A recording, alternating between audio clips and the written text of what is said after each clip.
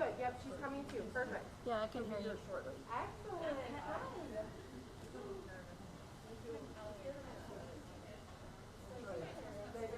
Oh, yeah. Sister Paulette? Hi, nice to meet you. Thanks for coming tonight. Yes, glad you could be. Oh, good.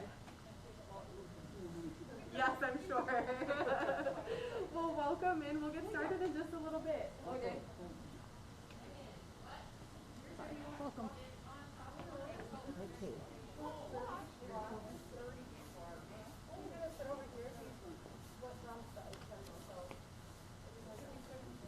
Yeah, you know what? Let's do that.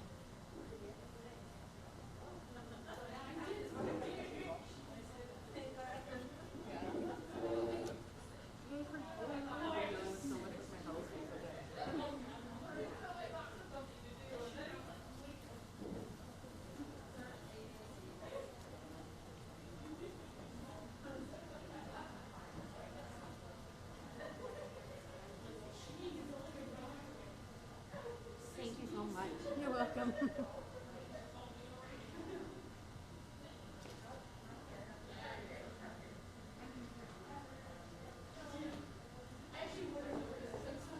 Found it.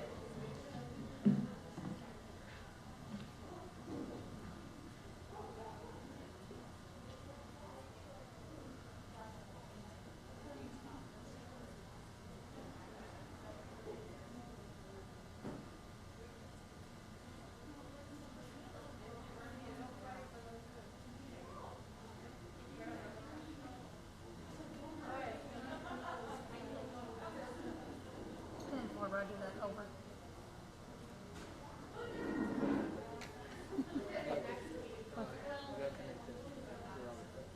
Yeah, just call in the, yeah. They should all have enough. He didn't get them charged, but they should all be pretty good. 1 second. Oh, he said just change batteries. For tennis. Yeah, on the camera, yeah. Or both of them. Sorry about that. No, I told him. Over.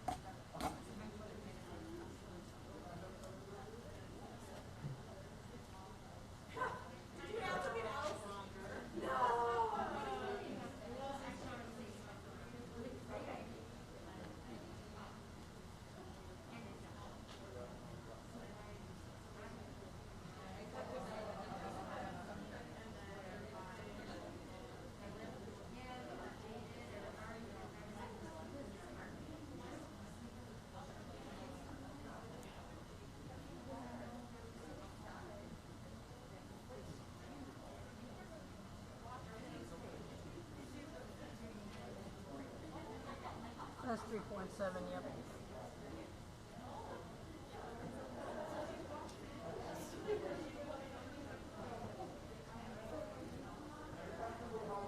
Can you hear me now?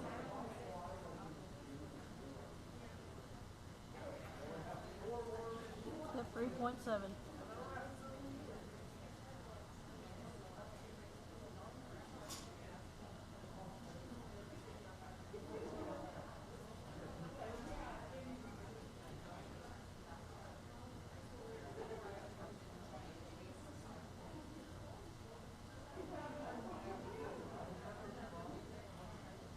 Can you hear me now?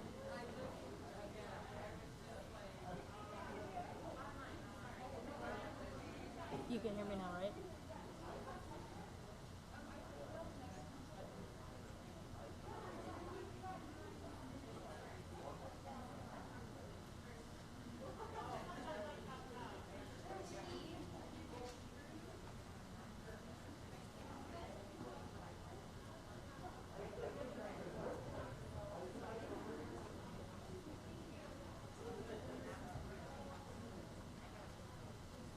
Hi, how are you? Good.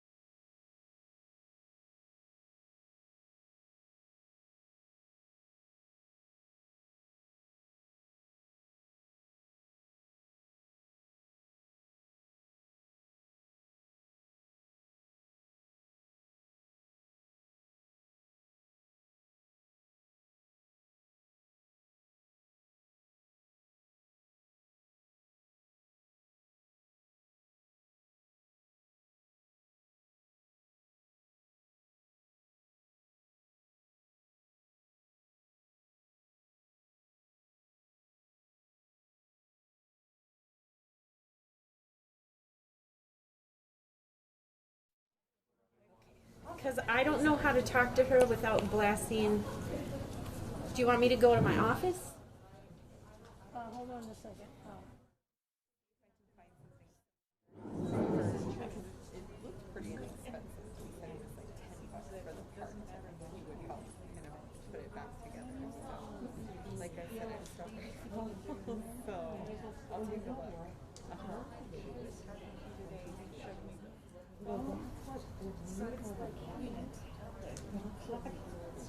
Oh yeah, it's huge. It's huge. And it's full.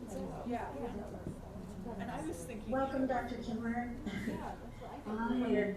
We're live with everybody, so welcome also to our guests. We'll get started shortly, but I wanted to give you a chance to test your mic as well before we get started. How does it sound? Can you hear me okay? Let me see. Okay, try again because I had to put it on my end. Can you hear me okay? You sound great for me. Oh no, I know. I pretty exactly. Sounds great. Thank you so much. Sorry to make everyone busy. We'll get started shortly. And again, to everyone who's with us, we're so excited to have you. My kiddo's the Leah. So I'll have she's in the December, and then Ava. We'll try to get Oh, sure, yeah.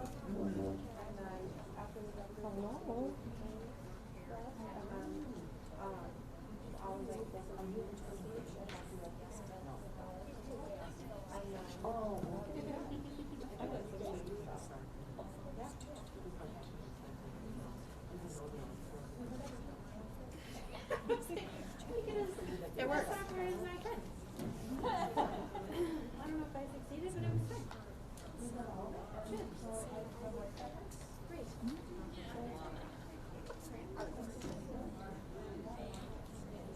you for being here, Dr. Goss. This is the first time I've met you in person. I'm Liz. Nice to meet you. Oh, Here. yeah. Bye. Thank you so much. And Dr. Goss, this is Diane. Hi. I didn't shake hands.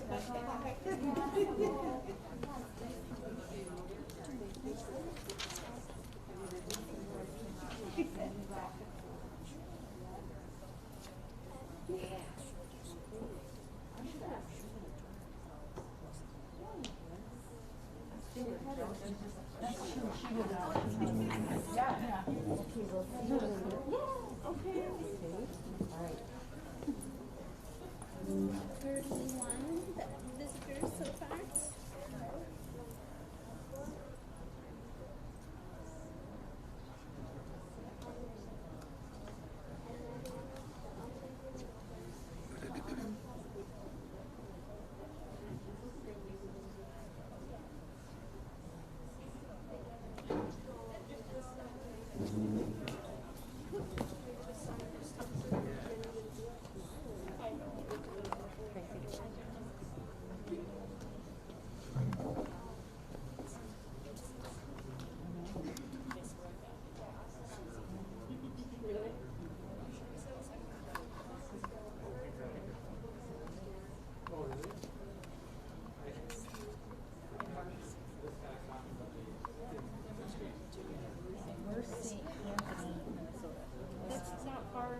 That's where my dad lives. It's like 20 minutes from my house.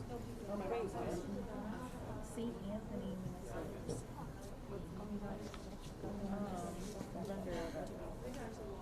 Where at? Oh, At the north. Great Hall at the Silverwood Park. I'm pretty sure that's across the street from my dad's house. He moved like a year ago, but I'm pretty sure that's like across the street from his like Brutus Fire. Well, I don't know for sure.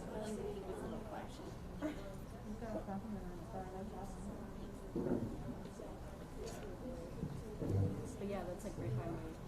That's like right by my. Yeah.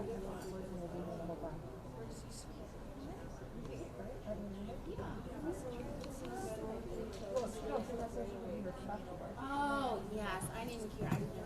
Oh, that's good. We're good. Stop. Yes, I will protect you.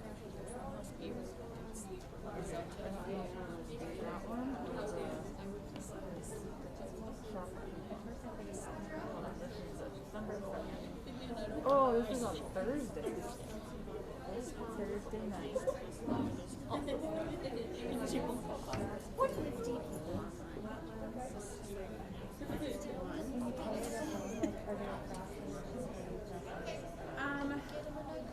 can't tell where they're from, but I can go back and look at their.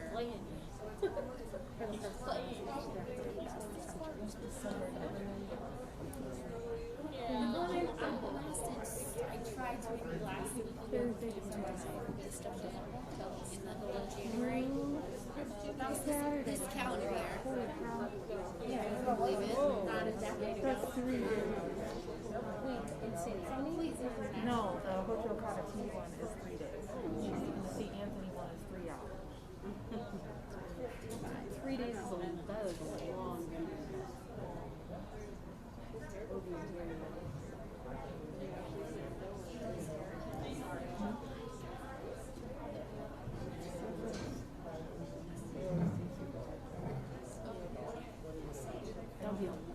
I don't want it back and like for gas though, like that would be so much back and forth unless you just stay there. No. That's under an hour. Would you have to unpack every day though? No, that'd be set up and then go back a lot. Because I was gonna say if you had to do that every day that would No.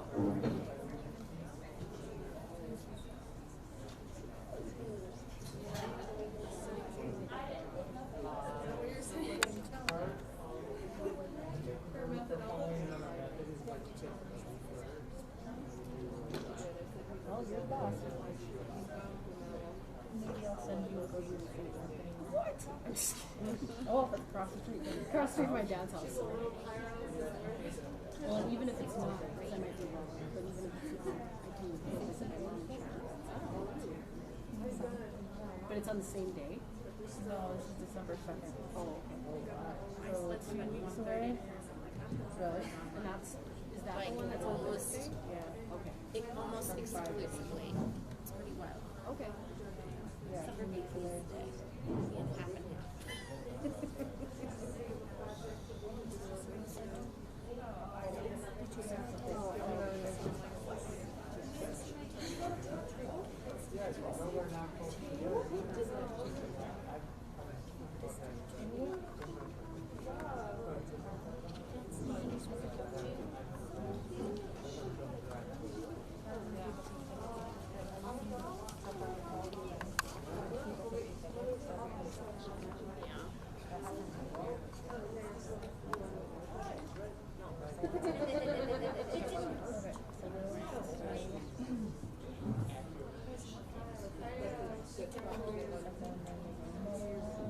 It's almost like wedding invites where you have to do like an additional 30%.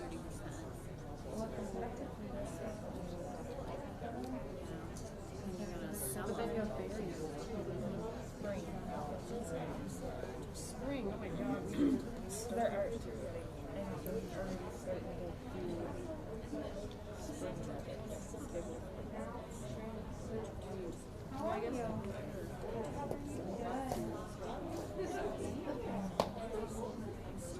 Yeah, pre-COVID, we would have been looking for the summer. Yeah. I believe it.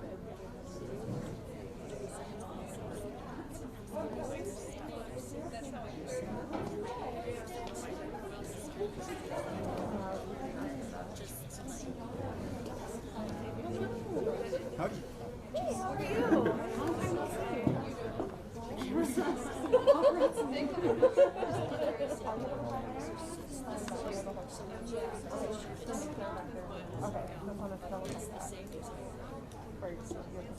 Long time no Well, like, do you think that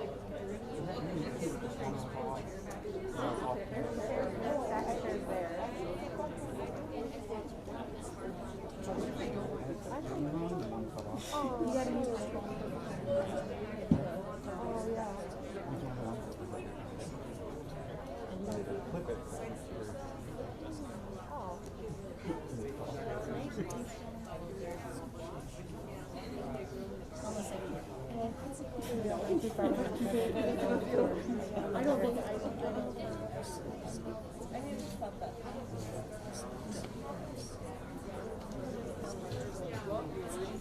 Quit picking. Sorry. You actually scare me when you did that because the only person that yells at me for doing that is my mom. So I was like, when you did that, I was like, like a flashback to my mom, like grab my arm and be like, stop picking. And then we just make it bleed. I already did. Well, see? Yeah. I was always used to this. Well, I used to be doing this.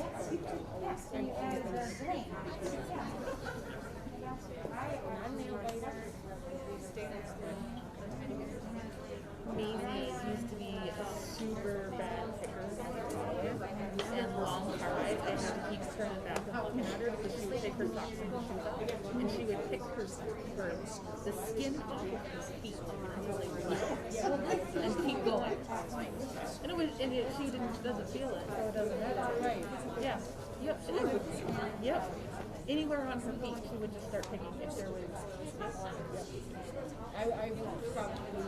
I have vivid memories of being in the car. My mom and my sister. I don't know if any car ride longer than 20 minutes, and she would take her socks and her shoes off, and she'd just start ripping the skin off. And she started it before she was. I don't even think about it when I'm doing it. Like I just started doing it. She started it before she was gone. And she quit. She was like 5, 6. Yeah. I probably started doing it when I was like, she was 4, she was 1, and then she has scars on her feet from it. Yeah. I have my dentist told me one time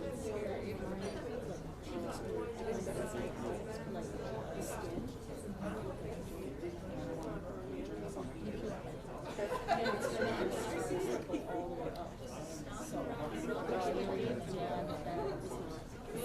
Lift around because I was very skinny. But that's another problem. Like my teeth are in here. Yeah,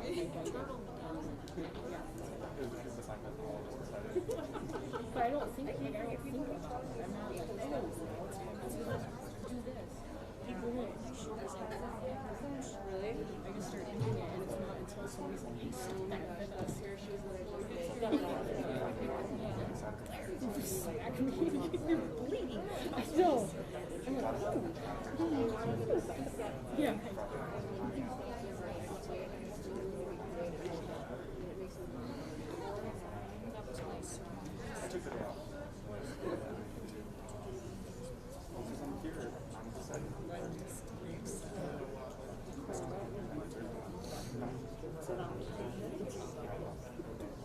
Sitting down.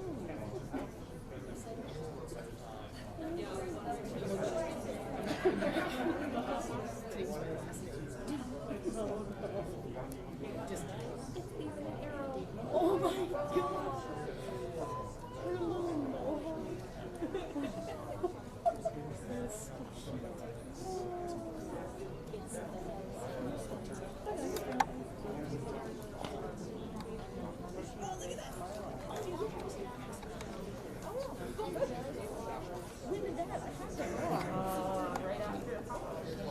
I had no idea. I saw that.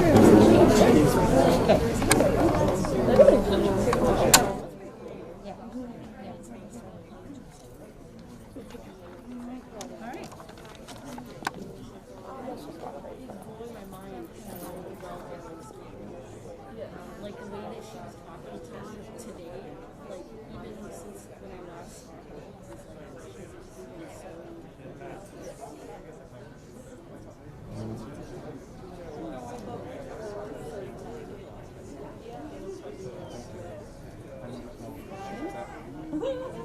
I like the way she says slide.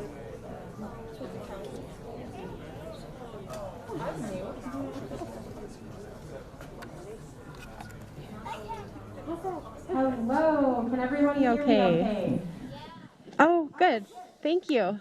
Thank you so much. Hello and welcome, everyone. My name is Megan Hutmaker, and I just want to take a few minutes here to welcome you to our 2021 American Indian Night. We're so excited to have you all back on campus for our annual celebration. And also, uniquely this year, we also have quite a few people joining us virtually and we're able to broadcast this to them. So we just want to take a moment to welcome all of you here in person and all of you virtually to our annual celebration tonight. So thank you all for being here. Thank you for giving us our time. Thank you for giving us your time tonight. And again, my name is Megan. I'm the Director for American Indian and Multicultural Affairs here out of our Diversity, Equity, and Inclusion Office. And I'm so excited to see you all here supporting this event tonight and being a part of this celebration. We have a great program planned for you all this evening, and you can see that on your table in front of you. So that's our program for the evening. And then just a few quick housekeeping rules. The bathrooms are going to be out your door and to the right if you do have to use the restroom. And if you have any other questions, you can let any of us know that have our purple MSU tag on and we can help you. So, and at this time now, I would like to invite the leaders of our Native American Student Association to come up and introduce themselves. So if we can give a quick round of applause to them as they make their way on the stage.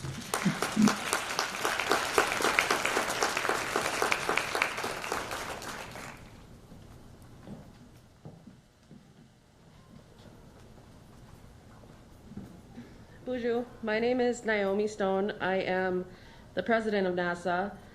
I am majoring in alcohol and drug studies and minoring in American Indigenous studies. Hello everyone, my name is Lauren Wojak and I am a junior. I am a construction management major with a minor in business administration, and I am the vice president of NASA.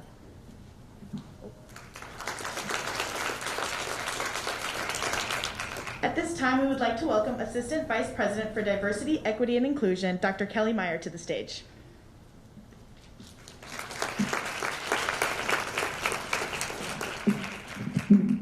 Good evening and welcome. Welcome to all of you and to our virtual guests that are from across the country. We, as Megan said, are very proud to have the technology that allows us to encourage access and opportunity for people both here and across the country, and even sometimes out of the country. As we found with our youth Native American language and culture camps, offering them virtually has allowed us to have students from even other countries attend. But tonight we're here, and we are here to celebrate, and we know we can't offer reconciliation for the past, but what we can do is come together to learn, honor, and respect the American Indian people that first walked this land. So I appreciate that you're here tonight to do that. And also, I want to take a moment just to say how proud I am of the things that MSU has done in this effort. You can come here and you can major in Indigenous studies. You can come and take a class in Ojibwe or Dakota languages. We're one of 2 institutions in the state that offers that. We have a full-time person that works directly to recruit and retain American Indian students, but we're also connected to the community efforts. Indigenous Peoples Day, the Mikado Revitalization Project, also working with the Mikado Wachipi. These are all things that our campus does to continue to connect and honor and respect American Indian people. And all of you being here today is another sign that that's something that we do as a community. So thank you for doing that. And it's my honor now to introduce the president of the university, Dr. Edward Lynch.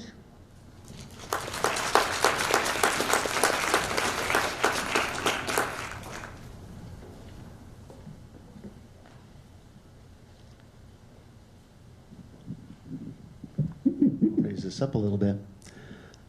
Well, first off, thank you, Kelly, for the introduction. I appreciate being invited to this event.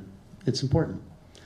And I also appreciate all of the organization and all the work that went behind, so I do want to recognize Megan for that.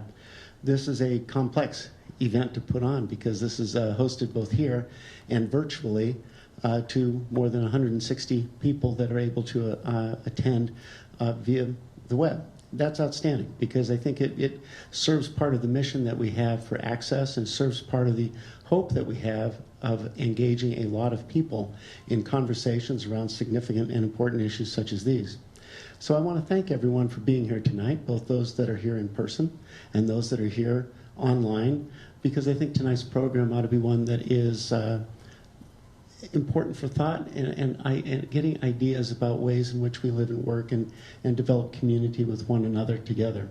Tonight is about celebrating American Indian culture, its history, and our students and our community, all of which I think contribute to the vibrancy of our campus, but also to the understanding of not only our history, but of our possible futures.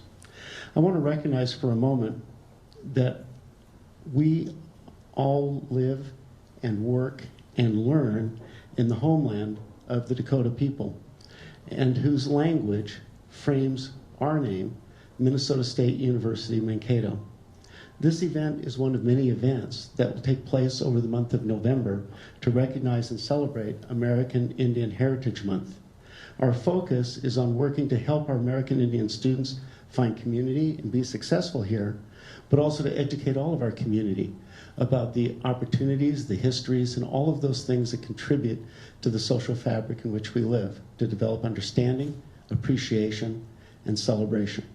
So again, thank you for being here. I appreciate the invitation to be here and all of the work that went into making this happen. So thank you very much.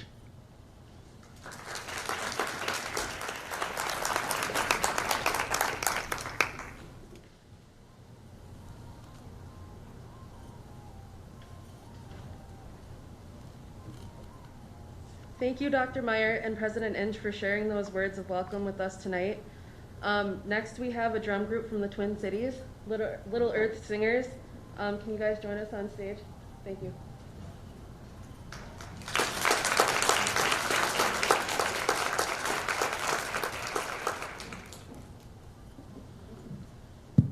Bonjour and Pituashte. My name is Tony Frank. I'm a member of the Little Earth Singers. Now, we're going to sing a song for all of you guys, but before I talk to the people that are running stuff, and one thing, I work at a place called Bedote Learning Center, which is a language immersion school in South Minneapolis. We do immersion language for the Dakota and Ojibwe languages, and I teach singing with the kids. So what we talked about doing was starting it off with getting you guys involved, because that's one thing I love doing. My passion is working with kids and teaching them to sing in their languages, but also in English too. So before we get started, I want to go over one song that me and the kids made. And I want you guys to repeat after me when I say the words. And then I'm going to sing just a little bit of it because it's important. So first word I want to hear everyone say is miigwech, manidu, bama, dizayan. Now the words to that song are miigwech, manidu, bima, dizayan, which means thank you, Creator, for our way of life. Now, when me and the kids made this song, the reason every day we wake up, we say thank you. Today is a beautiful day, you know, that we're able to do this for you and share this with you, and remember the fact that this is our land, this will always be our land, and we come from here. We're honored to be here, so I'm just going to sing a little bit of it, but then we're going to do an English song, all of you guys and me. So it goes, miigwech manidu, bima dizayan. Now I want you guys to try it. Say, miigwech manidu, bima dizayan. Now you guys try.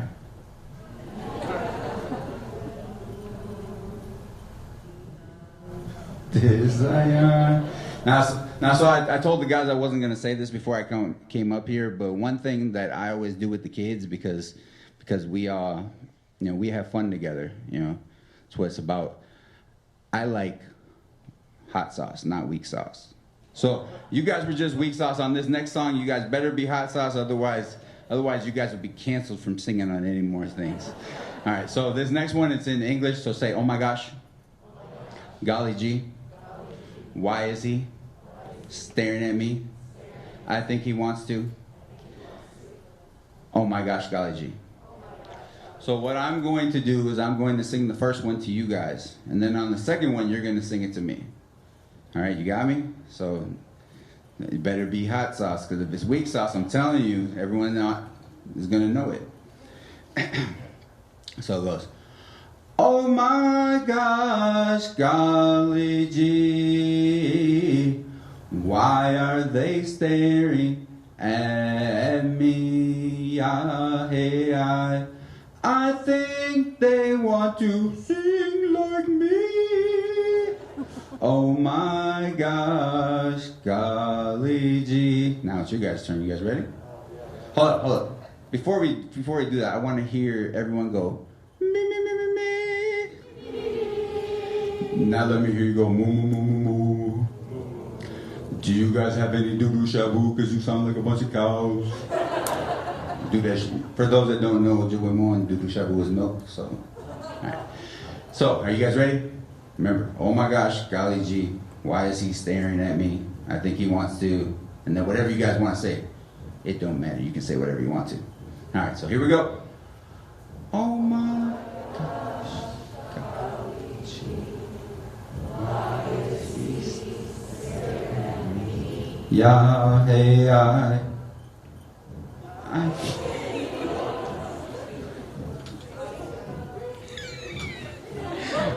Oh my gosh. All right, Miigwech, I appreciate all you guys trying. You guys didn't sound quite like hot sauce, but you sound like medium sauce. That's good. All right, Miigwech, we're going to sing a song now.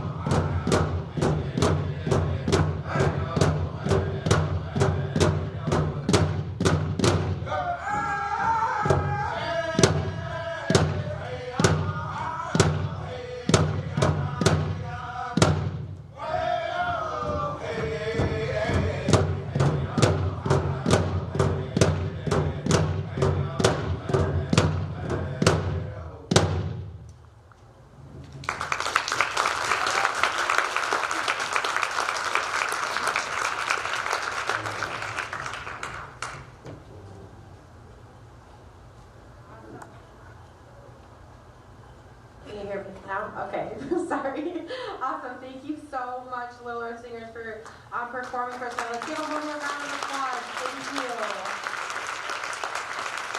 And we're just going to do a quick little scene change here to prepare for the rest of our evening. So thank you. And while we are changing our set, I am going to go ahead and start by introducing our wonderful panelists for this evening. And so for tonight's panel, we have three amazing Indigenous women here to share their knowledge and thoughts with us. First, I would like to introduce our virtual panelist here, Dr. Robin Wall-Kimmerer, author of Braiding Sweetgrass, Indigenous Wisdom, Scientific Knowledge, and the Teaching of Plants. She is an SUNY Distinguished Teaching Professor in Environmental Biology and the founder and director of the Center for Native Peoples and the Environment. And also, we do have a giveaway for Braiding Sweetgrass. Hopefully you all filled that out as you entered in tonight, so we'll do that later after the conclusion of our panel.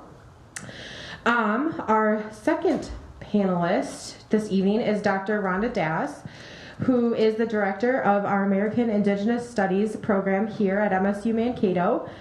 And she is also a practicing artist who works in the mediums of oil painting, tattooing, and weaving. And last, but certainly not least, we have Megan Schnicker, an Indigenous entrepreneur, traditional herbalist, wife, mother, sister, and daughter. She was born and raised in Melks Camp of the Sikanju Oyate and has lived in Mankato for the last 6 years. So we would like to welcome our panelists up to the stage, and we will go ahead and get started as soon as we also have our virtual panelist up. Is that right? Oh, got it. Okay. Right. Technology. Excellent. Okay. Here is your microphone.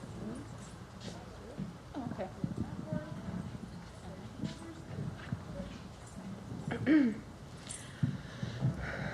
All right. So, panelists, is there any other information you would like to share with the group about yourself at this time?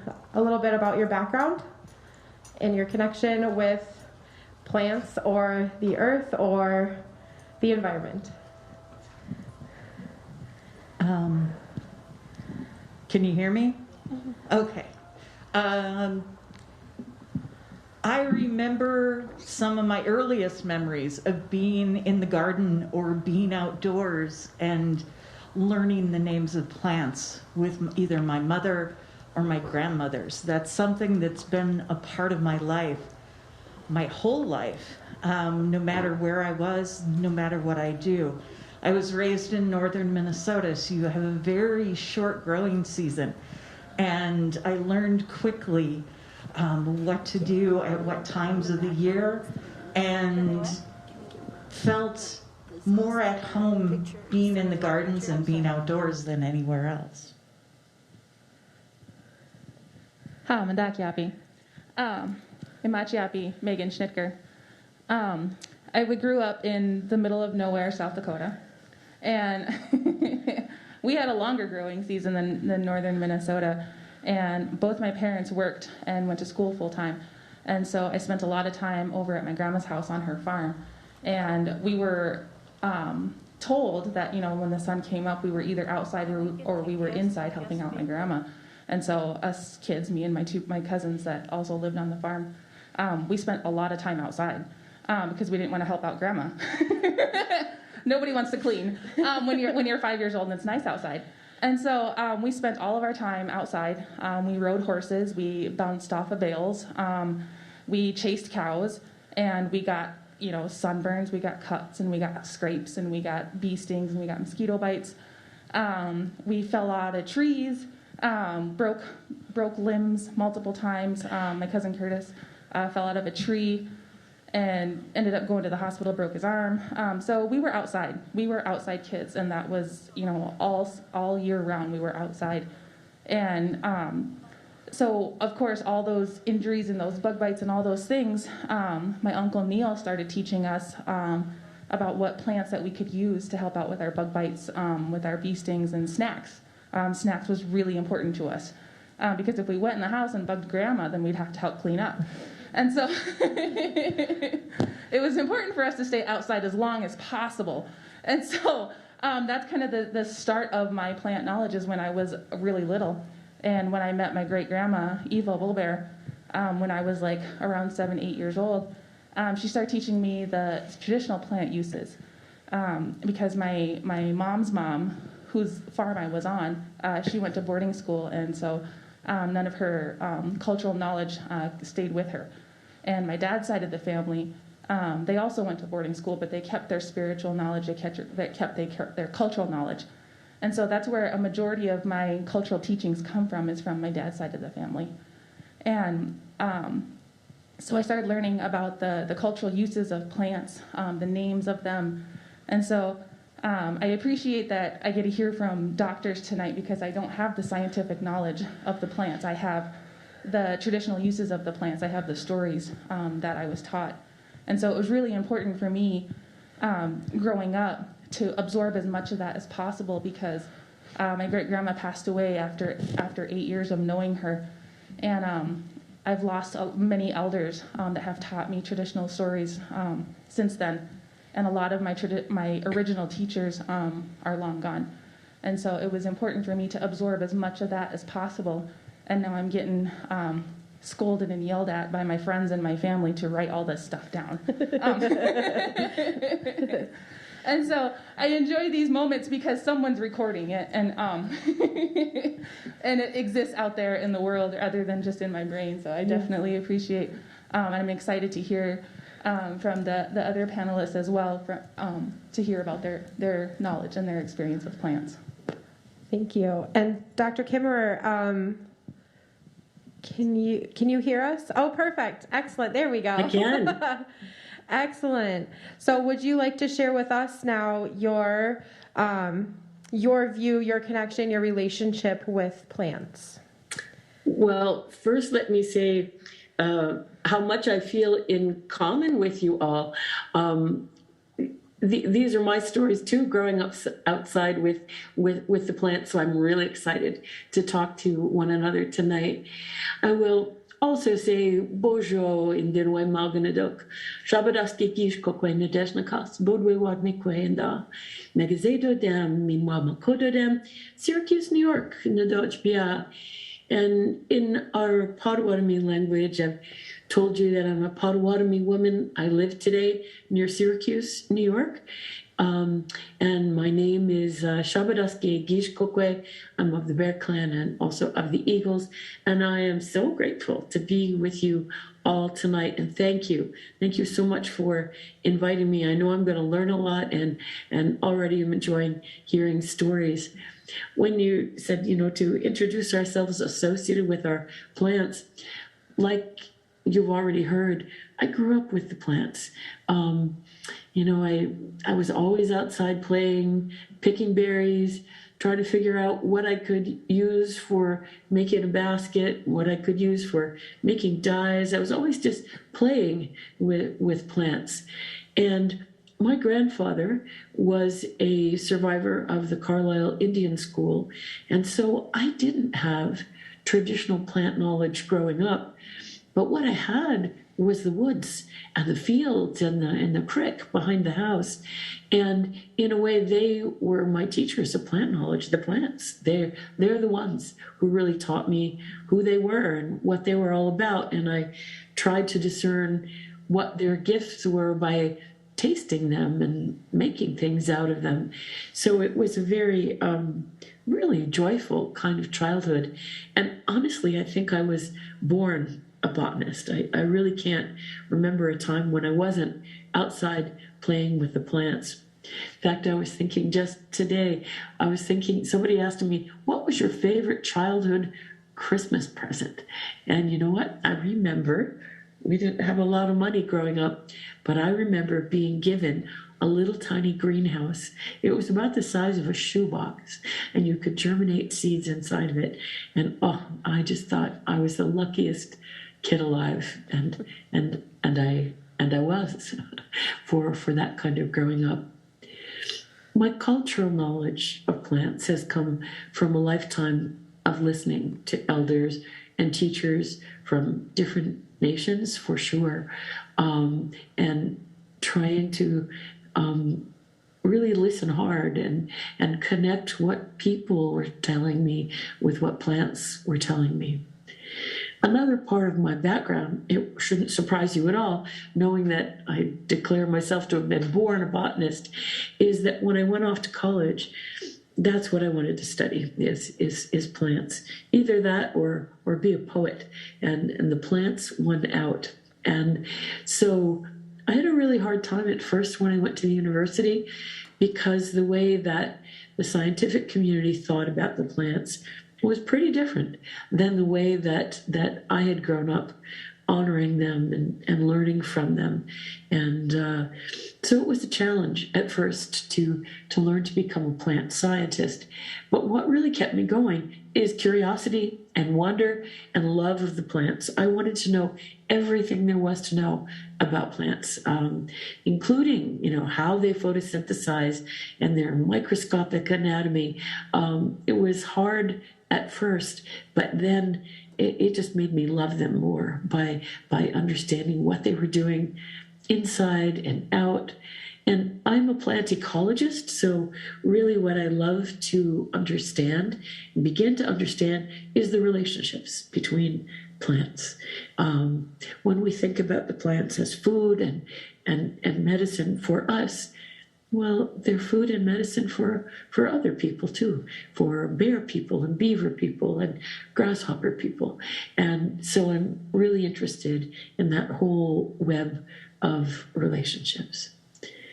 So the last thing I guess I would say is that I live today in the homelands of the Haudenosaunee people, just a few miles from Onondaga Nation, where many of my teachers reside. And I'm really grateful for all that they've shared with me, and grateful also for my privilege of being at the university. I'm the director of the Center for Native Peoples and the Environment. So I get to be with a wonderful cohort of Native students and colleagues working together on how it is that we can use both traditional knowledge and the tools of Western science to care for Mother Earth. So thanks for listening, and I'm really eager to hear all of your stories. Thank you. Do either of you on stage have any thoughts or feedback or things that kind of came up for you as we were also listening to what Dr. Kimmer was sharing? I thought immediately about picking blueberries with my great-grandmother when I was little, and thinking about how we always took just what we needed. We never took more than what we needed, although I seemed to need more than the other grandchildren.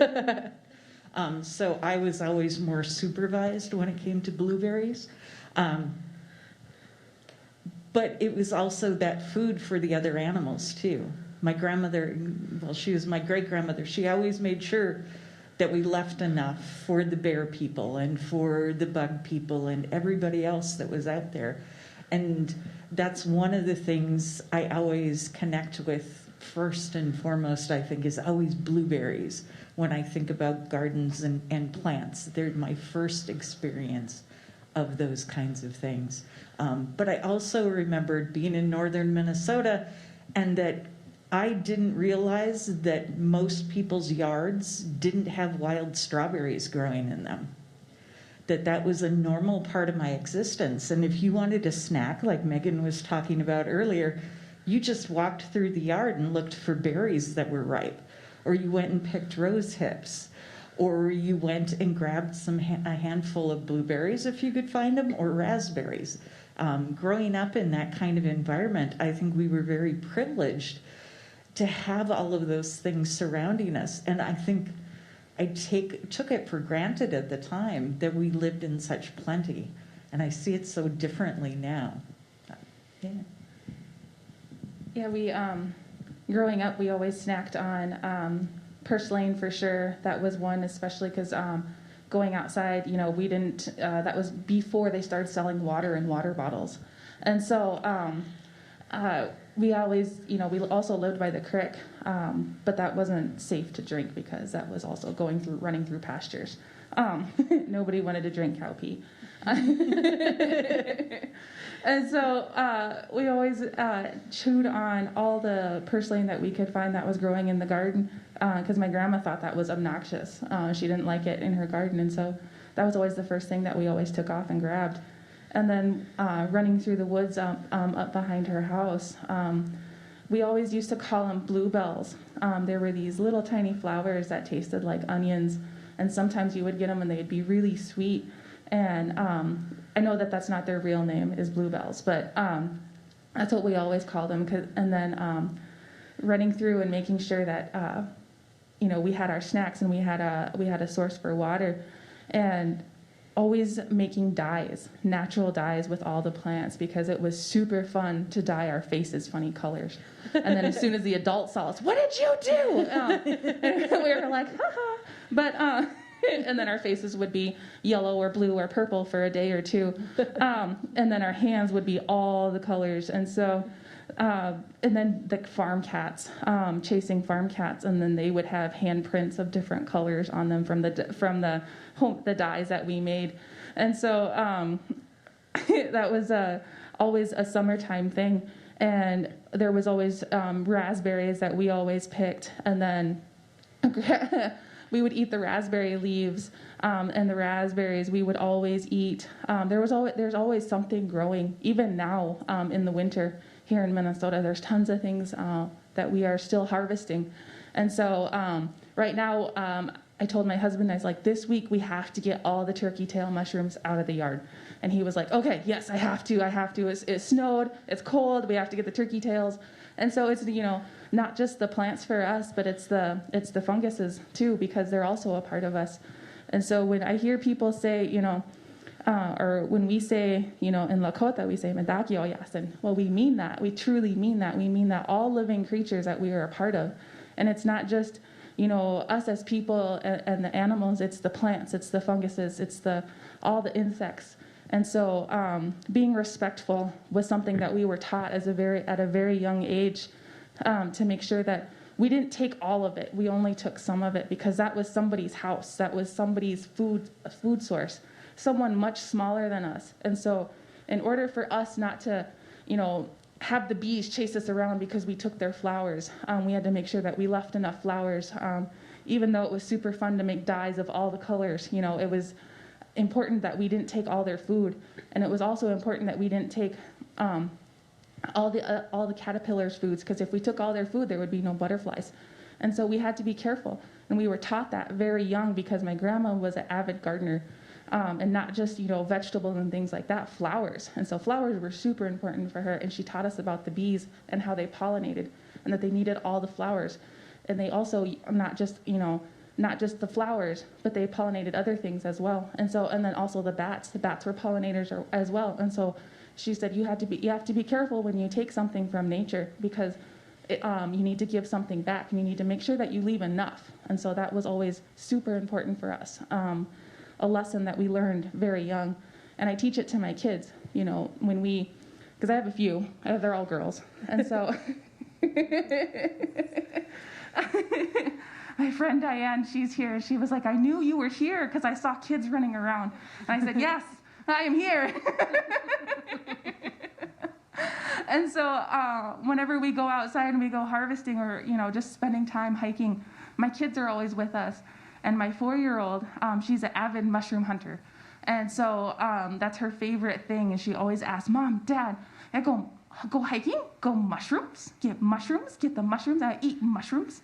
And so that's her favorite thing. And we always, when we pick things or we bring things home from nature, we make sure that we only take what we need, what we're only going to eat that day. And we teach our kids not to take all of it, but only take some of it, because that is someone's house, that's someone's home. And we use plants as food, but it's also medicine. And it's not just medicine just for us, but it's medicine for nature as well, because everything has a purpose. And so, that's not something that I just learned, but I pass it down to my kids and whoever comes hiking with us, because we have a bus. And So there's always a few people that come with us, and and it's like a free nature class whenever someone comes with us, because they're like, what's this, and it's like, okay, well, this is this and this is that. And when we speak of duality, that's not just in nature, but that's in people as well. And so I have the cultural knowledge, and my husband has the scientific names and the scientific uses and things like that. So it's entertaining, because even when we go out hiking or we're driving long distances, we always play who can name the most plants. And so me and my husband are very competitive with that. And so he's got the scientific names, and I'm like, well, actually, the oldest name is. And and so we play that one as well. And I always seem to beat him on that one. But we play with, all the plants and the natural dyes. And now we have a new friend that has a buffalo farm. And so we're working on, we're going to brain tan some buffalo hides this winter. And we're going to create natural dyes with the plants that we have harvested from this warm season and next warm season. And then we're going to be painting our buffalo hides in the spring. And so we're pretty excited about that. And so that's just a few more stories. No, thank you. So one of the other questions we have here is, as the Global Climate Summit was just wrapped up, how should we be thinking about our relationship with the earth and with plants as a larger community and collective? I'll always defer to my elders first. Dr. Kimmer, I don't know if you are wanting to take this first for us? Oh, hold on, we can't hear you. There we go. Perfect. I just want to echo your love of botanizing from the roadside. 60-mile-an-hour plant identification is a great way to have a sense of place, isn't it? And those plants that we see either out our window, oh, there's a larch, there's a persimmon, are threatened. We know that. They're threatened deeply by climate change. And the ways in which our plant relatives can't walk, right? And when their habitat is fragmented, when the habitat changes and they need to move, they need time to do that. They have great abilities to do that and to adapt, but the rate of change that we're subjecting them to far exceeds the ability of the plants to move themselves. And one of the most important things that I think that we can do is to engage in what a good friend and colleague of mine, Henry Lickers, a Seneca biologist, says is helping forests walk. That we need to be engaged in helping our plants move to the right climates where life will be safer for them. And this is both a scientific contemporary urgency, but it is also one of our traditional practices, right? We always moved plants around, brought them with us, shared with relatives, and we got to know the plants well enough to know what kind of places would they like. What do they need in order to grow? How can we tend them using traditional ecological knowledge? And so this care for plants and helping them adapt to new circumstances requires both scientific knowledge and traditional knowledge and a real commitment to the plants. When we look at the urgency of climate change, I don't want to call it climate change, it's climate catastrophe. Let's be real about what is about to befall us. There are loads of technological solutions, right, that are important, and we need to embrace those. There's policy changes. Yep, those didn't go so well in Glasgow. But what I'm really most of all interested in is the way in which we human people can protect the plants and helping them fight climate change. I mean, after all, who is it who knows how to sequester carbon from the atmosphere and store it for eons? That would be a forest, right? Who knows how to halt soil erosion and build new soil? That would be the plants. Who knows how to shelter biodiversity? That would be the plants. Cool our cities, be carbon neutral. The plants have so many solutions that we need to the crisis that we face. So one of our first responsibilities is to care for the plants and for their habitats so that they can do their work. If you're like me, you probably despair of being able or not being able to enact climate-friendly policies, for example. We can support them, but we can't single-handedly do it. But what we can do is plant and tend. And I think it's incumbent on every human person to plant and tend wherever you are. On the piece of land that you might be responsible for, in a schoolyard, in a highway median, wherever we can help the plants do their work. I think it's our ecological and our ethical responsibility to do so. I could go on and on and on. Get off my soapbox for 1 second, I suppose. But there's just one more thing that I want to say about that. And that is that it's not just a matter of climate solutions on the ground in technology and in policy. I think the real solution, the real medicine, lies in changing the way that we think. And here's where our shared traditional knowledge is so important for the transformation that we need in these times of great climate peril. And that is what we've already been talking about, of respect for plants, understanding plants as persons, as beings worthy of our respect and our care, not plants as commodities or natural resources, but as our kinfolk, as our relatives. And when we start remembering that the plants are our relatives, that they're the ones keeping us alive, I think that will accelerate the transformation toward climate justice. I better stop there. Thank you. That's a hard one to follow, too. Very important that we do take care of our relatives in that way. I've been lucky enough to work in our Amos Owens garden here on campus since I first came on campus in 2008. And one of the things that we've worked towards doing is bringing back some of our relatives to that space. We have heritage seeds from different people, and we plant them on a regular basis. And over the years, we have tried different things. I work with Dr. Ron Shermer in the garden. We both direct the garden. And I'm always telling him, you need to plant the relatives together the way they want to be planted, or you're not going to get much of a crop. And he resisted me all the way on it for all of these years, until this last year. And I brought some of the fruits from that change with me tonight. So there's some Mandan squash out in the front, if anybody would like to take one with them and spread the seeds to other gardens as well. We'd love to have you do that. Normally, we have only gotten 2 to 3 squash each summer from those plants.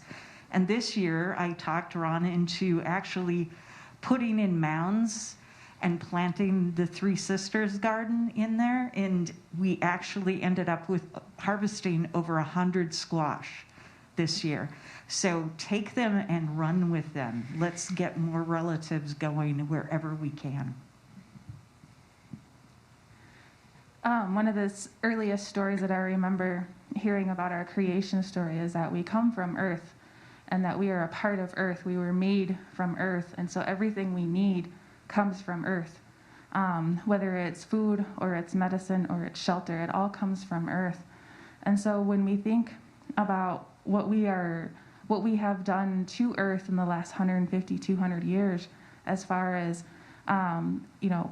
industry, pollution, advancement, we kind of forgot where we came from.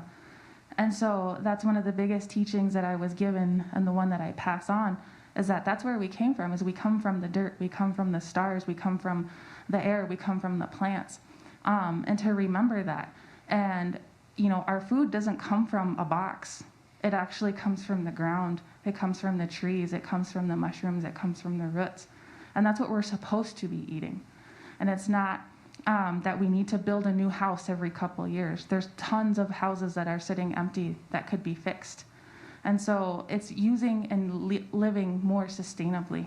It's looking at what we do, what we purchase every day. How are things made? Being aware of where our products come from, being aware of where our food comes from. There's many, many local farmers that are here in Mankato that grow enough food for all of us. There's enough community gardens that if you live in an apartment, that you can go get a space at a community garden and you can use those to grow your own food. There's so many places that you can go and you can harvest your own food that is wild, that is pure. And so when we talk about, you know, living one with nature, it's remembering where we come from. It's walking outside without your shoes on and feeling the ground and touching the dirt and touching the grass and the food that you're about to pick. And it's building a relationship, or reestablishing your relationship with the nature. Going outside and sitting outside and not listening to the cars or the sirens or your neighbors or music, but it's sitting outside and it's listening to the trees, it's listening to the birds. It's watching the bugs crawl around on the ground. That's one of my favorite things to do, is sit outside and not talk to anybody, but it's to remind myself where we come from. And that all these creatures that are right here, right next to me, wandering around, the ants, the spiders, that we are all relatives. And that we need to watch out for one another. It's not just about our human relationships, but it's our relationships with Earth. And reminding ourselves that that's where we come from. It doesn't matter what culture you come from. You all have a culture, and all cultures respected nature and lived off of nature for thousands and thousands and thousands of years. And so when I teach classes or I speak to crowds, I'm like, we all come from somewhere. All of us have a culture, and all of us all respected nature and lived one with nature. And that's the food that we had. That's our first foods. That's our first medicines. And so it's not just Indigenous culture that lived with nature, but it was many, many different cultures. It was all cultures. And so we have been fed this thing that we have to buy our groceries from the grocery store. Well, that's not true. Where did we get our food prior to grocery stores? Grocery stores aren't that old. And so reconnecting with our farmers, people that, you know, can grow these things in mass if we're not able to. You know, looking at today's life, so everyone is so busy with work and obligations that sometimes we don't have that ability. But one of the best things that we can do is get to know our farmers and get to know the people that have community gardens, and to reestablish our connection with our food, because that is our first medicine, is our food, is what we put into our bodies. That feeds our spirit, that feeds our ability to reconnect with one another. Because even though I appreciate the ability and the technology to connect with people virtually, we also forget that where we come from. And so to touch the earth and to touch our food and to know that you planted that seed and cared for that plant from seed all the way up to fruit, and you picked it and then you cooked it and then you fed it to your family. That is the strongest medicine that we have, is to being able to connect to nature, to reconnect with nature. Well, it ties beautifully to the next question I was about to ask. And that question is, how has colonization and capitalism impacted how we relate to plants? So, Dr. Kimmer, would you be willing to start? Yes, thanks. And thanks for your beautiful words on behalf of our plant relatives. Really moving. There's so many ways, of course, in which colonialism and capitalism, in their coupling, has tried and conspired to make us be separated from our plants. You know, sometimes people say, oh, well, you know, we forgot where our food comes from, or we forgot to pay attention. Well, I think we should be a little bit more straightforward about that and say that we were made to forget, that knowledge was taken from us during waves of colonialism, and particularly that knowledge was taken from us because of the influences of capitalism. Capitalism that requires, for it to thrive, that we buy things. When food is free, given to you out of the swamp, out of the lake shore, out of the forest, well then, you don't have to go buy anything, do you? There goes the capitalist impulse. If you can make what you need, if you're so full of gratitude for the gifts of the earth that you know that you don't need to go buy anything more, then the consumer-driven capitalism falls away.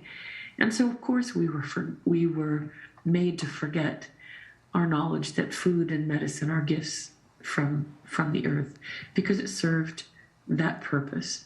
And so the food sovereignty movements, cultural revitalization, are such powerful acts of resistance to colonialism and to capitalism.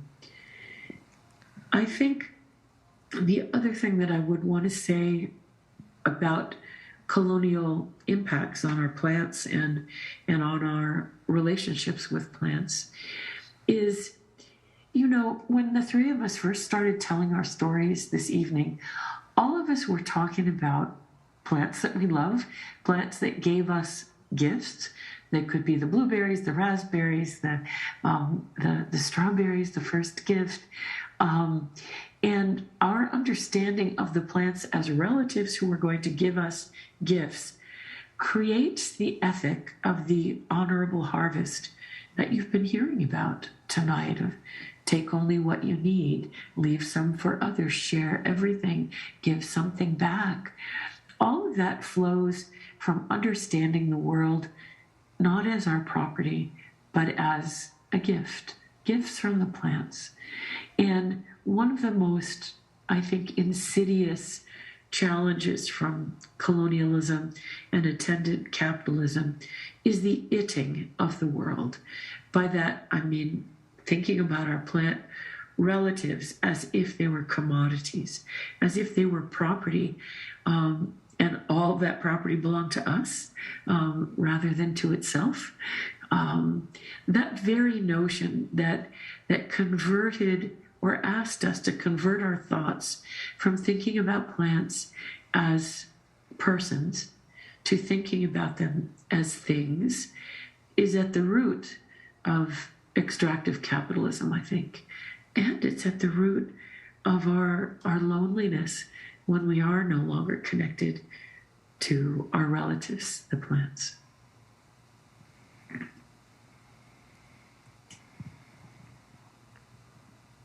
Capitalism has really changed how we look at things and how we classify things as medicine.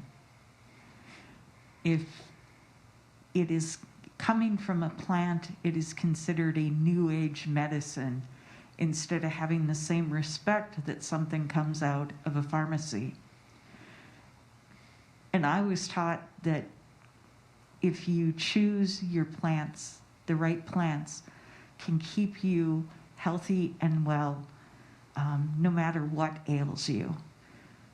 One of the teachings that I was taught was that the main things that you need for your well-being are usually surrounding you and in your local community, right near you, and that whatever ails you can be fixed or bettered from those plants that are in your yard, in your area, right near you. But we live in such a restrictive society that limits what they see as being an acceptable plant within those environments too, that we have limited what medicines we have within our reach. I know here in Mankato, the mulberry tree isn't allowed within the city limits, probably because of the way it has a dying effect on birds. Then, and I mean D-Y-E, not the other one. But people don't like having purple poop on their cars, so they've banned the trees from the neighborhoods. And it's one of the best plant medicines for you. It's one of the most useful medicines. And yet you can't have it in your yard. And I think this whole understanding of having big lawns instead of landscapes that have produced plants that you need for your health and your well-being has really shifted how we can even take care of ourselves. It falls into that whole capitalist idea that the only way that you can get better, well, and not well, but better, is by going to a doctor and getting the right medicines from the pharmacy instead of making sure that you're well fed and well rested and well connected with your world. A long time ago, I was told by one of my elders that the way that we used to live one with nature is that we would wild tend and that we would seed save and that we would harvest. We would knew which plants to harvest throughout the growing season. And we wouldn't harvest throughout, and we wouldn't save all of it because we traveled. And so the weight of things was important. And so because of our horses and our dogs, they were the ones that carried the most of our load.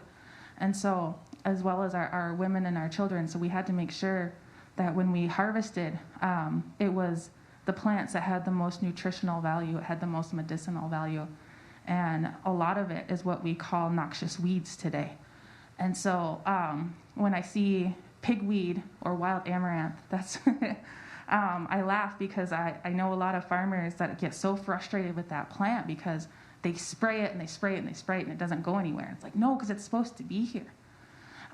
What we call quinoa is the same thing as wild amaranth. And that was an amazing grain that we used to eat all the time, as well as sunchokes. Sunchokes has such a powerful medicine to it that it's been scientifically proven to help people get off of insulin who are insulin dependent. And so those are two of the foods that we harvested most of the time, as well as stinging nettle. Stinging nettle is known as a superfood. And so we took those ones and we used those ones, the plants that were the most powerful ones for us, that gave us the most medicine. And that's why most natives are lactose intolerant and diabetic, is because we're not used to dairy. We're not used to processed sugar. We're not used to sugar. The most sugar that we had was honey, and that wasn't something that we always had because bee stings, those suck. And so that wasn't something that, when you think of people that live outside all the time, time, wellness were incredibly important. And so we didn't go after foods that would cause us more harm than good. And so honey wasn't something that was something that we always sought after, but there was plenty of plants that provided us with natural sugars. And so when we all started being moved to reservations and things like that, we weren't allowed to go out and harvest our plants, and we were given processed foods. And we were given allotments for certain kinds of meat or surprise meat or canned meat. And so when growing up, we got commodities. And I remember that when I started talking to my husband, because he was an Army brat, about commodities, well, that was something that we laughed about having in common. And he was like, oh, yeah, the canned meat. And I was like, oh, no. My dad wouldn't even let us eat that. He called that dog food. And so growing up poor, my dad wouldn't even let us eat the canned meat we weren't sure what kind of meat it was. And so, but then I remember also running around on the farm and getting all of our fresh vegetables and our fresh foods and our roots vegetables and things like that. And then I started noticing that, the more food that we got from the grocery store and the less food we started to eat wild. I even started noticing that myself was doing that as a parent. And then I was like, no, we have to stop this. We have to reconnect ourselves with nature. And so when we look at the way that society is that, yes, I'm a very busy person, but I also make sure that my kids know where their food comes from. And so at the beginning of this pandemic, everyone was so worried that they fled to the grocery stores and they wiped out the grocery stores. And a lot of our friends was like, well, we're not worried about it because we know you and your husband. we know where we're gonna go when the grocery stores run empty. And I was like, I don't think my house is that big, but we always made sure that we had our food, and so we raised our own pigs. I became a pig farmer, or owner, I should say. My husband did the actual farming of the pigs, and so we fed those pigs food that we knew where it came from. And so when it came time to butcher the pigs, that was the best tasting bacon I have had in forever.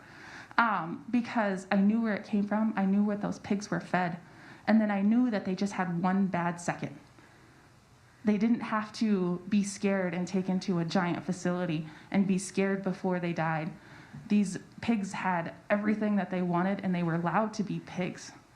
And they just had one bad second, and that was it. And so when I look at the way that things are packaged in stores, it's plastic, and it's plastic, and it's plastic, and it's plastic. And we all know that plastic leaks into our food, and it gives us unnecessary chemicals, and it makes us sick. And when I look at the amount of people that come to farmers markets, I'm sad, because it should be more. It should be way more people that go to our farmers markets and know our local farmers. More people should be after the community garden spaces. There should never be an empty community garden space. There should never be a giant lawn that is just nothing but green, because that is the biggest lie that we have been fed as American people, is that we need a sea of green instead of a colorful lawn that is full of flowers and fruits and vegetables that we can go out there and we can harvest for ourselves. We've let our lawn grow, and there has been, I call her the troll cop that comes on my street, because, and I finally got it through to her, that my lawn isn't full of weeds, and you need to stop giving me $30 fines, because I'm not going to pay them, and I will yell at you every time you come on my street to hand me a ticket, because this is my property, and this is my food. I use every single one of these plants. And she's like, well, I think these are all noxious weeds. I was like, well, you obviously have time to harass me weekly, so you have time to learn. And this is what I use this one for, and this is what my kids eat, and this one cures their bee stings, and this is one that we harvest in the fall, and this one helps us with our immune systems. And so I make sure that when, and she stopped coming for the last 2 years. She just absolutely avoids me now. Because I'm like, if you have time to give me a ticket, you have time to listen to me. And so my lawn is not a lawn. It is clover, it is echinacea, it is goldenrod, it is stinging nettle, which is one of my favorites. People are like, why is stinging nettle your favorite? It hurts. And I was like, actually, it feels pretty good because I have rheumatoid arthritis. And so that sting makes the heat in my hands go away, and it makes the swelling in my hands go away. And it tastes pretty good, too, with some butter and some salt. And I see Laura nodding her head. And, when I look at the society that we live in, is that we just lost touch with not only just one another, we lost touch with nature, like I said before. And so even the people that want to oppress my lawn, I try to give them education every chance I get. And whether they take it in or they leave me alone finally and stop giving me tickets, I appreciate every human being for who they are, because sometimes I know that we just lost our way and we need to be reconnected with not just each other but with nature. And so I was sad when COVID happened because there was nobody on the trails anymore. But we still went on the trails, and we still went hiking, and we spent more time outside. And then I started seeing people on my social media feeds doing the same thing. And I saw more people learning and actively seeking out information and resources to learn more about nature. I got flooded with thousands of emails and questions through my social media of people wanting to know more. Where do I look? How do I look? And I said, we have the world of knowledge in our pockets. And there's tons of information out there. You need to reconnect with that nature, and you need to write these things down. And so not only are these community events like this important, that we get extra knowledge in, but we also get to reconnect with one another. And so when I look at society the way it is yes, it's broken. There's systems that need to be changed, but we can't change them unless we all get to know each other again and get to reconnect with nature so that we better understand how these systems need to change. Mm-hmm. And so that's one of the things that I have done for my 6 years here in Mankato is I can't go out there and change systems unless I change what's going on at home. And so from home, we have a garden, and we go out and we wild harvest as much as possible.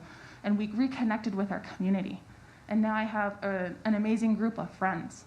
And not just friends, but people that I know out in the community that are just as interested in nature as I am. And so it's really important that I created I connected and created a network of people that are interested in learning more and more about plants. And so that was the spark to this, that led me to being right here today. And so I can't change systems unless I change my community first. And so that was always my start, is that at home and then my community. And then from there, we can all work together to create system changes. Thank you. Yeah, okay, excellent. Well, we have only about 10 minutes left together this evening. And so we did want to take a little bit of time here towards the end to open it up to any questions from you all as audience members. And we have some microphones we'll put in the aisles. So go to the aisle closest to you if you have a question. We'll get a microphone there in just a second. Or we can also take any Q&A questions from our virtual guests as well. So if anyone does have a question, we will sit in awkward silence until someone... So yeah, if you have a question, this is not a classroom. This is an active participation one. So you walk over here. Yeah, go. Just do it. Yes. There you go. Hello, thank you for being here, and I'm happy to hear your stories. My name is Matthew Kaproth. I was wondering if you could tell us at all about the role of fire. How did you, or have you ever heard of anything about natural fire, and how do you see it in the future, especially with climate change?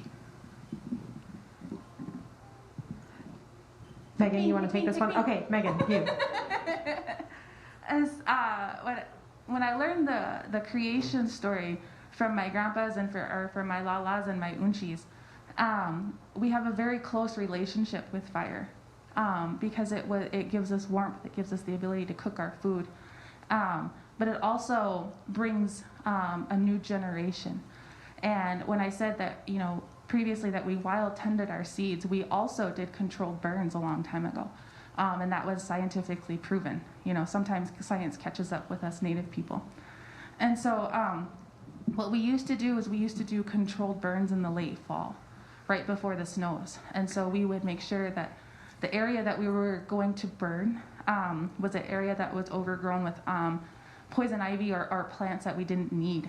And so not necessarily that we didn't need, but plants that were kind of taking over. And so we needed an area that we were going to come back to in the next couple years. And so we would do controlled burns in areas, and that would either mark a new place for us to camp for a few days in the next few seasons. And so we would seed save. And so when we did controlled burns, then we would replant it. We would bring new seeds and we would replant it with different foods and medicines. And so we have that connection with the fire, and that respect for fire, because it can get out of control really quick. And so we would listen to, our spiritual leaders, and they'd be like, well, the rain is going to come, or the snow is going to come, and it's going to get cold. So we need to do this area before that comes. And we would watch our seasons, we would watch our weather, and we would do controlled burns in right around the time where it was going to rain, or we knew the rains were coming or the snow was coming. And so we would do those controlled burns in those areas, and then we would replant it for the next couple years. And so that area was marked. We would mark it with, I don't know if you guys have seen, recently they have discovered our bent trees that we used to tree bend in order to mark our areas that were either full of certain kinds of foods, or it was a new camp place because of the medicines and the food that was in that area. And so we would do controlled burns, and then we would bend the trees to mark that area.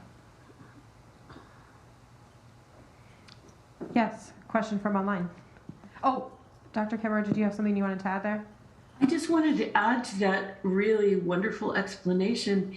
You know, when the questioner was also asking about how this relates to climate change, that really skillful burning that our ancestors did both on the prairies and, well, really in almost every ecosystem, not only provided the foods and the medicines that we needed, but what it, in so doing, it reduced the fuels.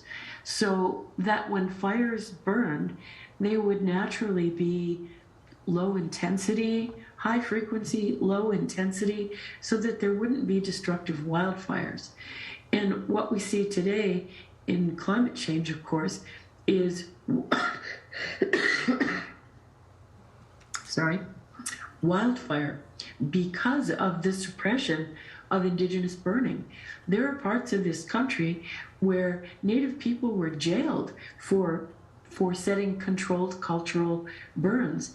And now, of course, 150 years later, we're saying, oh, that was exactly what was needed in order to prevent wildfires. So all over the world, the reinstitution of Indigenous prescribed burning is being used as a land management tool, beginning to be, and as a way to slow climate-related burning. Thanks. Liz, did you have an online question? We have a couple questions related to local harvests, and since I'm not sure where our guests are asking their questions from, I wanted to kind of broadly ask, how would you recommend people get familiar with the edible plants in their area, and learn how to use those safely? Lots and lots and lots of research, because there's a lot of look-alike plants. There's a lot of berries that look edible that are will drop you, make you super sick, or sit you on the toilet for a few days. So it's very important to not pick anything, not eat anything, unless you can 150% identify that's exactly what it is. Same goes for mushrooms.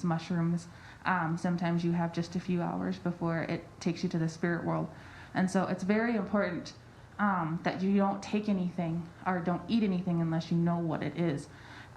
There's quite a few resources for identification through books, through YouTube videos, but it's being able to properly identify. Speaking for Minnesota, there's wild field guides that you can get at your local bookstore, at your at most hiking trails or camping trails or state-run forest or parks have these field guides that will show you some plants with really good pictures and descriptions that can help you properly identify plants. I use YouTube quite a bit, not just for my own learning, but I also follow quite a few YouTubers that do plant identification, and then tons and tons of books. Your first place if you're not familiar with YouTube or the right people to follow, because there is a lot of people on YouTube that you probably shouldn't follow. The first place I would say would start at your local bookstore, and then from there start at your local state parks, because there's someone that would be able to give you a list of information, a list of resources, a list of books, or to be able to point you at the books that they have at the state park offices that would be able to help out with plant identification. I would also say to connect with your local plant people. Others within the community can help you out even more, so that you don't have to rely on an app when you're in the woods going, is this the right mushroom or not? It's not worth the risk. Connect with the people who know about the plants as well. And I have downloaded a few of those plant identification apps, and they are not 100%. So be super, super careful, because I got a few of them downloaded on my phone. I just went in my backyard and I just tried some out, and it was like identifying plants in Africa, and I was just like, this is not. It was not good. So I don't trust apps very well. Even Google Lens isn't very good. So just being super careful with apps because they are a reference. They're not 100%. And so yes, connecting with local resources. I blast my classes all over the place. There's also multiple other people that do classes. There's people up in the cities that do classes. There's people everywhere that do classes. Use your Googler. Thank you.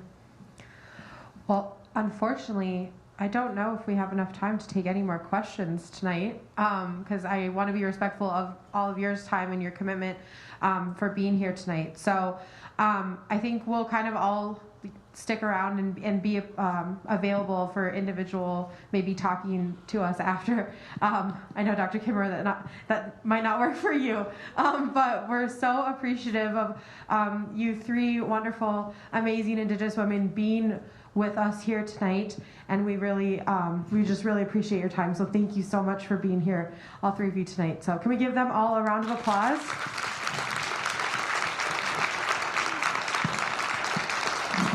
Thank you. And our students are coming back up here to say just a few more thank yous, and then we will wrap up our evening. So here they are. Okay.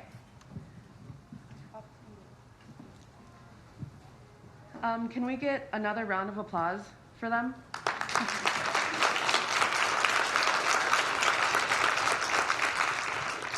So before we leave, I would like to extend a few thank yous for making this event a success.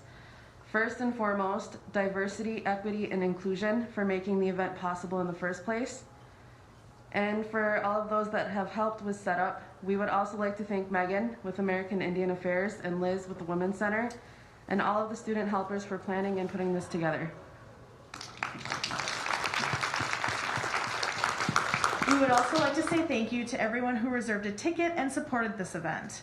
Also, please don't forget to take home the gift at your spot made by Megan Schnicker of Lakota Made. Also, there's a lovely spread in the back that I know I will be treating myself to.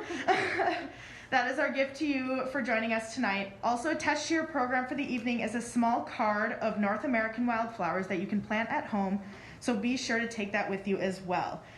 Thank you so much for coming, and please travel home safe.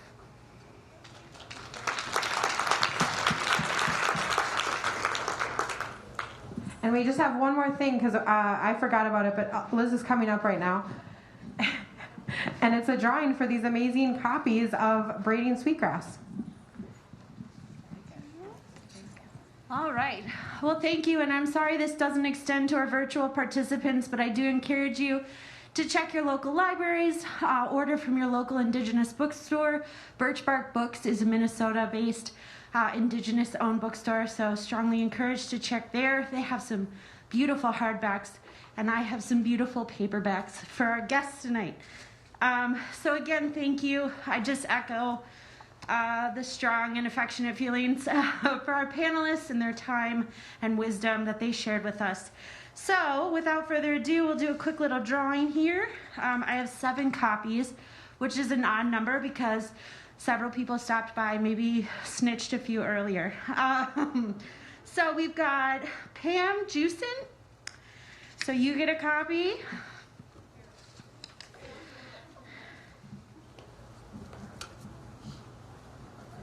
And here, why don't I just hand you the books? Simplify.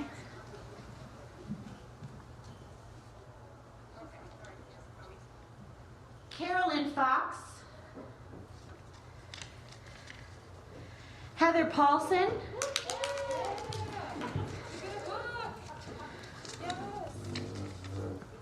Paku Keg. Kong. Oh, bummer. Diane Dobitz. Jake Fee. Lori Brown. One more, last copy. Lynn and Vesper. Thank you all so much.